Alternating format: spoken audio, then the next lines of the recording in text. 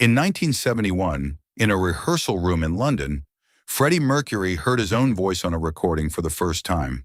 A rehearsal tape rough, captured during an early Queen session, made not for release but for reference. It played through the speakers and Freddie Mercury heard what had come out of the microphone when he sang. And then he was quiet. Nobody in the room said anything. The tape reached the end of the relevant passage, and the silence continued. Brian May has described this moment across several interviews, not with the full account, but in the terms of someone present who has not forgotten it. He has said, Freddie sat very still. He has said, nobody spoke. He has said that he counted not deliberately, but in the way a person counts when a silence extends beyond the expected, and the counting becomes the only way to hold the waiting. 4 minutes. The silence was 4 minutes. And then Freddie Mercury said something. Brian May has not told us what Freddie said. He has said only that what was said told him everything he needed to know about who was in the band with him. This video is about those 4 minutes, about what a person hears when they hear themselves for the first time, and the sentence that ended them. Most people have had the experience of hearing their recorded voice and finding it strange. The voice you hear when you speak is not the voice other people hear. The internal resonance of bone conduction gives your speaking voice, as you experience it from the inside, a different quality from the voice that travels through air and reaches other ears. When you hear your voice on a recording for the first time, you hear what other people have always heard. For most people, the experience is mildly disorienting and passes quickly. For a singer who has been singing for years, who has built their understanding of their own voice entirely from the internal experience of producing it, the first recorded playback is the first encounter with the actual instrument as the world receives it. The internal experience and the external reality have been diverging, unknown, for the entire duration of the singing life. And then the recording plays. For Freddie Mercury, who had been singing since childhood, the first playback was the first time he encountered the voice as an instrument separate from himself. The voice on the tape was his, and it was also something he had never heard before. In 1971, Freddie Mercury was 24 years old. He had been singing for most of his life in school choirs, in informal bands, in Ibex and Sour Milk Sea, the bands before Queen. He had been doing so with the conviction of someone who understood, at some level, that what he had was extraordinary. But the understanding was internal and intuitive, the specific physical sensation of a sound being produced, the awareness of its range and resonance that a singer develops through years of practice. What he had not had before that 1971 session was the external confirmation. He had not heard himself the way the world heard him. He had not encountered his own voice as an object, something separate from him, present in the room. The rehearsal tape changed this. The tape played and the voice came out of the speakers, and Freddie Mercury sat in the room with his own voice as the world would eventually know it, for the first time. He had been singing for most of his life. He knew from the inside that what he had was something. He had felt it in the range and the power of the voice from within, but he had not heard it, not from the outside, not as the world would hear it. And then the tape played, and the voice came out of the speakers, and he heard it, the thing he had been carrying inside himself since childhood, the instrument he had been developing without ever encountering it as an external object, and he was silent. 4 minutes before he said anything. 4 minutes in which the tape finished, and the room was still, and Brian May counted without meaning to count. The silence was the first time the inside and the outside of the voice were in the same room together. Brian May was 23 in 1971. He had been in Smile, the predecessor to Queen, playing small London venues for 2 years. He had heard Freddie Mercury sing in rehearsal and in early performances. He had formed the specific impression of Freddie Mercury's voice that a musician forms when playing alongside a singer they recognize as extraordinary.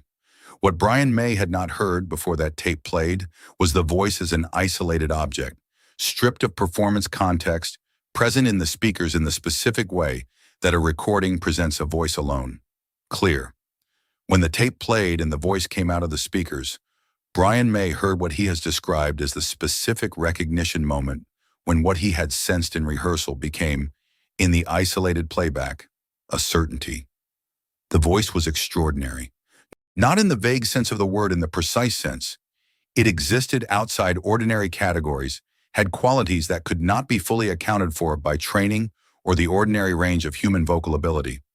4 minutes of silence in a room with other people is a very long time.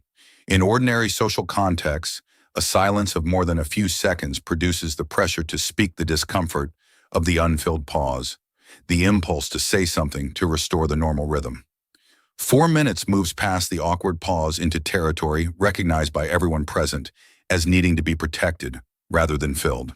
Roger Taylor, who was also present, has described the quality of the silence as something nobody wanted to disturb. Something important was happening inside it. The person who was silent was in the middle of something that needed the silence to complete itself. The tape had played, the voice had come out of the speakers, and Freddie Mercury was sitting very still, doing something with it internally that required 4 minutes and required quiet. Nobody spoke. Brian May counted, and everyone in the room understood, without discussing it, that what they were waiting for was the end of something significant. We do not know what Freddie Mercury was thinking in those 4 minutes. Brian May has not told us. Roger Taylor has not told us. Freddie Mercury is gone. What we can do is think carefully about the conditions and understand what was most likely present in that silence. A person hearing their recorded voice for the first time is comparing the external sound to the internal experience, measuring the gap between the voice as they know it from inside and the voice as the world receives it. They are asking, without the question being fully conscious, whether what they are hearing is what they hoped it was. For Freddie Mercury, the playback was the first real test. Does the outside match the inside? And if the 4 minutes of silence tells us anything, it tells us that the answer required 4 minutes to process something not simple, not immediately categorizable, large enough to require the sustained interior work of a person sitting very still, hearing themselves, understanding something. We do not know what he was thinking, but we know the silence was 4 minutes. And a 4-minute silence in a small room, when you have just heard your own voice on a recording for the first time, is not a silence of disappointment. Disappointment produces speech, the quick deflection, the covering comment, the move to something else. A 4-minute silence is a silence of reckoning, of something being understood, of the inside and the outside of a thing being held together and examined in the specific conditions of someone who is not yet ready to speak about what they are finding. The voice that came out of the speakers in 1971 was not yet the voice the world came to know. It was the instrument before the 20 years of development that would eventually make it what it became. The 4-octave range, the extraordinary falsetto control, the specific timbre recognizable in the first 2 seconds of any recording, these were present in embryo but not yet fully revealed to the world or to their owner. What the tape showed was the potential rather than the complete realization. The voice at 24, before the years that would take it further, before the creative conditions that would draw out things even Freddie Mercury did not yet know were there. Brian May has described the 1971 voice as already clearly extraordinary, already the voice that told him, hearing it from the outside, that what he was in the same band as was something the world had not encountered. The 4-minute silence was Freddie Mercury encountering the same thing from the inside. After 4 minutes, Freddie Mercury spoke. Brian May has described this moment, the ending of the 4-minute silence, as the moment when he understood, with complete clarity, who he was in the bandwidth. He has not given us the exact words. What he has given is the shape of it. Not a reaction, but a statement. Not the kind of thing that comes from someone processing surprise, the kind that comes from someone who has spent 4 minutes understanding something and is now simply saying it. The sentence was not a performance of how Freddie Mercury felt. It was the specific form of words that comes from someone who has looked at a thing clearly and is reporting what they saw. Brian May has said it changed the room, that after the 4 minutes and the sentence, everyone present understood the nature of what they were building together in a way that had not been fully articulated before. The sentence completed the 4 minutes. The 4 minutes made the sentence possible. Brian May has spoken about that 1971 session enough times that we know the 4 minutes happened and the sentence followed. He has not told us what the sentence was. This is a choice made consistently across decades. It is consistent with how the people who knew Freddie Mercury best have treated the most private and most significant moments of his life, with the care of people who understand that some things belong to him and continue to belong to him even after he is gone. The sentence that ended 4 minutes of silence in a small rehearsal room in 1971 was said in a private moment, a moment of genuine self-encounter that the world was not present for. Brian May was present for it. He has given us enough to know it happened, to know it was significant, to know it told him everything he needed to know about who Freddie Mercury was. He has not given us the sentence, because the sentence was Freddie Mercury's. And what was Freddie Mercury's has been kept. Brian May counted 4 minutes and Freddie Mercury ended the silence with a sentence. Brian May has been careful with that sentence for 50 years. He has described what it was like, the quality of it, the effect it had, what it told him. He has not given us the words. The words were Freddie Mercury's, said in a private room in 1971, before the world had any claim on what Freddie Mercury said or did or was. They are still his. The keeping of them, 50 years later, is Brian May's specific form of fidelity to the person who said them in a room where only a few people could hear. The 4-minute silence in the 1971 session is, in Brian May's account, the specific moment at which the nature of what Queen was going to be became clear to the people building it. Not the first such moment. The early rehearsals had already established that the combination of the 4 musicians was something specific and unrepeatable. But the moment of the first recorded playback and the 4 minutes and the sentence produced a clarity that live rehearsal cannot produce. The recording fixed the voice, made it an object that could be heard repeatedly, studied, understood. And Freddie Mercury, in 4 minutes of silence, did all of those things. He understood his own voice as an external object, and what he found, what the sentence at the end of the 4 minutes reported, made Brian May understand, with certainty rather than hope, what was possible. The certainty that made the band what it was had to start somewhere. It started in a room in 1971, in 4 minutes of silence, when a voice encountered itself.